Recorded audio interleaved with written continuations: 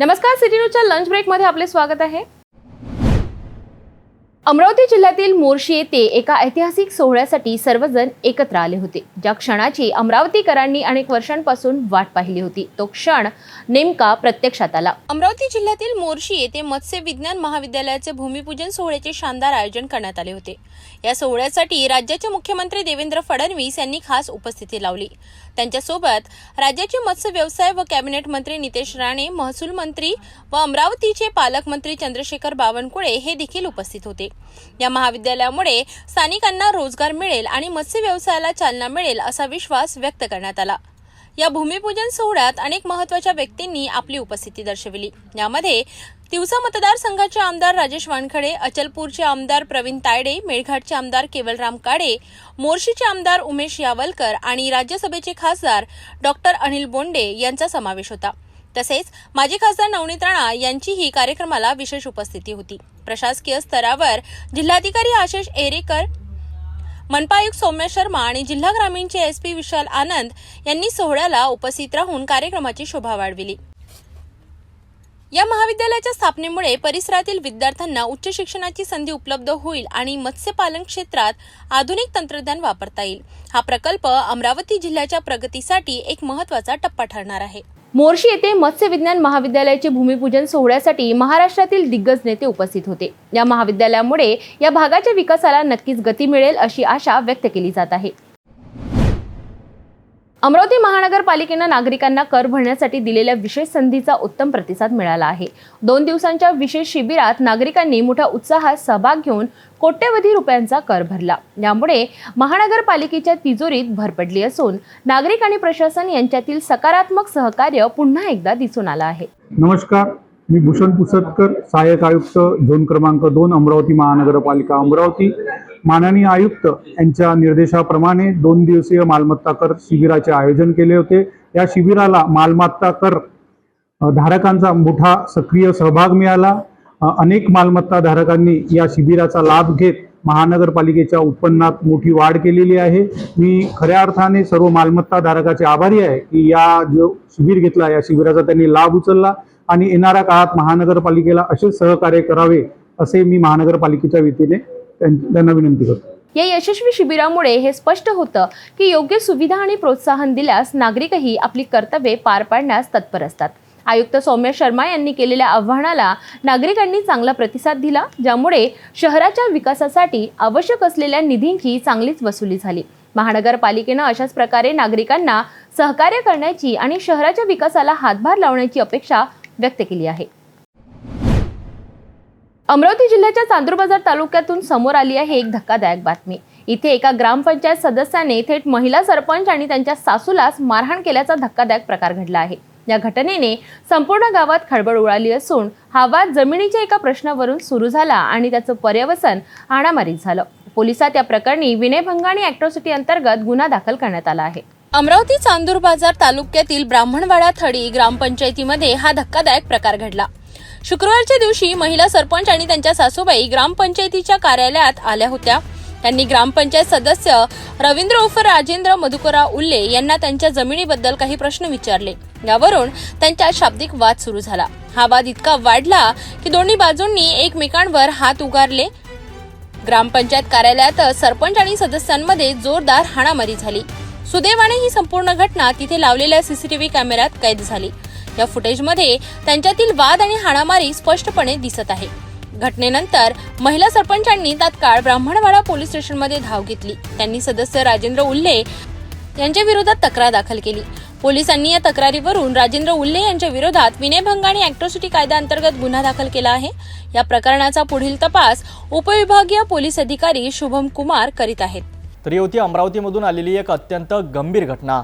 लोकशाहीच्या सर्वात खालच्या स्तरावर काम करणाऱ्या या प्रतिनिधींचं जर असे हिंसक वर्तन केले तर सामान्य जनतेने न्याय कोणाकडे मागावा, हा प्रश्न या निमित्ताने उपस्थित होत आहे। आता या प्रकरणात पोलीस काय कारवाई करतात याकडे सर्वांचं लक्ष लागलंय। तरी होती अमरावतीमधून समोर आलेली एक अत्यंत गंभीर घटना। लोकशाहीच्या सर्वात खालच्या स्तरावर काम करणाऱ्या या प्रतिनिधींचं जर असं हिंसक वर्तन असेल तर सामान्य जनतेने न्याय कुणाकडे मागावा हा प्रश्न या निमित्ताने उपस्थित होत आहे. आता या प्रकरणात पोलीस काय कार्यवाही करतात याकडे सर्वांचे लक्ष लागले आहे.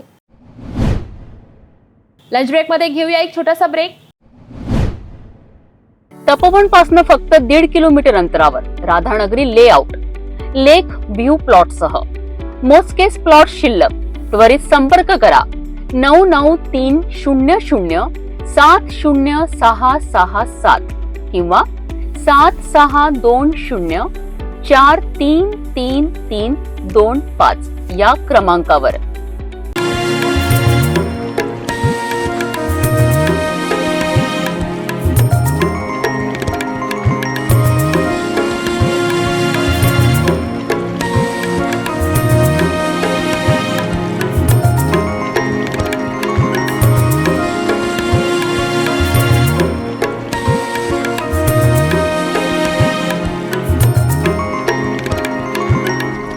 शादी और ब्याह की शुरुआत आराधना साड़ी के साथ. Aradhana wholesale shopping mall L2 बीजलँड complex Nandgaon Peth Amravati Jawahar road Amravati. Break नंतर पुन्हा आपले स्वागत आहे. लातूर जिल्ह्यातील एक भीषण अपघाताची बातमी समोर येत आहे. औसा तालुक्यातील सलबुर्गा पाटीजवळ क्रुझर गाडीचा भीषण अपघात झाला. सुदैवाने या अपघातात कोणतीही जीवितहानी झाली नाही, मात्र गाडीचा पूर्ण चकनाचूर झाला. लातूर जिल्ह्यातील औसा तालुक्यातील सलबुर्गा पाटीलजवळ रविवारी दुपारच्या सुमारास एक भीषण अपघात घडला. लातूरकडून निलंग्याकडे भरधाव वेगाने जात असलेली क्रुझर गाडी अचानक चालकाचे नियंत्रण सुटल्यामुळे रस्त्याच्या खाली जाऊन पलटी झाली. अपघातावेळी गाडीत काही प्रवासी होते, मात्र सुदैवाने कोणतीही जीवितहानी झाली नाही. काहींना किरकोळ मार लागला असून त्यांना जवळच्या रुग्णालयात प्राथमिक उपचारासाठी हलविण्यात आले. प्रत्यक्षदर्शींच्या माहितीनुसार गाडीचा वेग खूप जास्त होता आणि चालकाचे नियंत्रण सुटल्याने गाडी रस्त्याच्या खाली जाऊन उलटली. घटनास्थळी नागरिकांनी धाव घेऊन मदत कार्य केले. पोलिसांनी घटनास्थळी पोहोचून गाडी क्रेनच्या सहाय्याने बाहेर काढली आणि अपघातामुळे काही काळ वाहतूक विस्कळीत निर्माण झाली होती ती सुरळीत केली. अपघाताचे कारण चालकाचा निष्काळजीपणा असल्याची प्राथमिक माहिती आहे. सुदैवाने या दुर्घटनेत कोणतीही जीवितहानी झाली नाही. सुदैवाने कोणताही जीव गेलेला नाही, मात्र अशा घटना आपल्याला वाहन चालवताना सतर्क राहण्याची आठवण करून देतात. गतीपेक्षा सुरक्षितता महत्त्वाची असते. नांदेड, कंधार आणि भोकर आरोग्य व्यवस्थेचा बट्ट्याबोळ झाल्याची धक्कादायक बाब पुन्हा एकदा समोर आली आहे. जिल्हा शासकीय रुग्णालयातील उंदरांच्या प्रकरणानंतर आता भोकर ग्रामीण रुग्णालयात रुग्णांची अक्षरशः हेळसांड होत असल्याचं चित्र समोर आलं आहे. पिण्याच्या पाण्याची गैरसोय, प्रचंड घाण आणि उपचाराअभावी रुग्णांची होणारी ससेहोलपट या सगळ्यांमुळे आरोग्य यंत्रणेवर प्रश्नचिन्ह उभं राहिलं आहे. नांदेड जिल्ह्यात आरोग्य विभागाचा कारभार किती गलथान आहे हे पुन्हा एकदा उघड झालं आहे. गेल्या काही दिवसांपूर्वी नांदेडच्या शासकीय रुग्णालयात एका रुग्णाचा पाय उंदराने कुरतडल्याचा आरोप झाला होता. त्यानंतर कंधार येथील ग्रामीण रुग्णालयातही एका रुग्णाच्या अंगावर उंदीर फिरत असल्याचा व्हिडिओ सोशल मीडियावर व्हायरल झाला. या दोन प्रकरणांची चर्चा थांबते ना थांबते तोच आता भोकर ग्रामीण रुग्णालयाचा अनागोंदी कारभार समोर आला आहे. या रुग्णालयात दाखल झालेल्या एका महिलेच्या पायाला गंभीर दुखापत झाली होती, परंतु उपचारासाठी तिला इथून तिथं फिरवण्यात आलं. डॉक्टरांना भेटण्यासाठी वर जा खाली जा असं सांगण्यात आल्यामुळे उपचाराअभावी या महिलेला खूप त्रास सहन करावा लागला.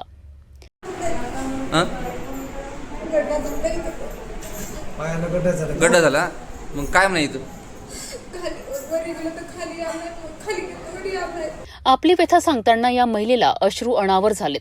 तर दुसरीकडे याच रुग्णालयातील एका रुग्णाच्या हातावर सलाईन सुरू असताना डासांचा मोठा थवा हल्ला करत असल्याचा व्हिडिओही व्हायरल झाला आहे.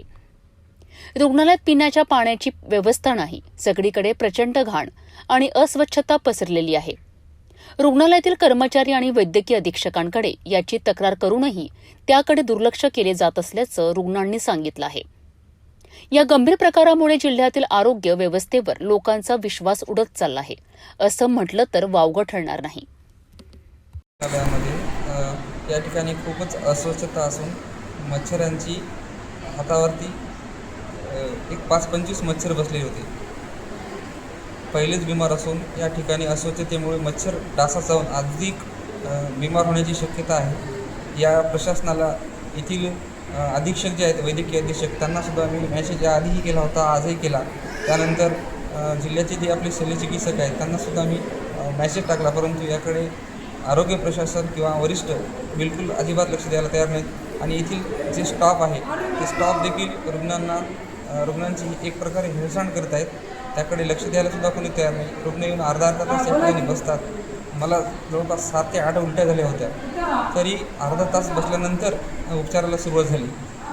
माननीय कळसकर साहेब माझे ओळखीचे असल्यामुळे त्यांनी तात्काळ मला बघितल्यावर घेतले, परंतु अगोदर इथले कुठलेही कर्मचारी किंवा नर्स वगैरे लक्ष द्यायला तयार नाहीत. वरून मोठ्या भाषेत उंच आवाजात बोलतात, थांबाना, येऊ द्या ना, बसू द्या ना, बघूत ना.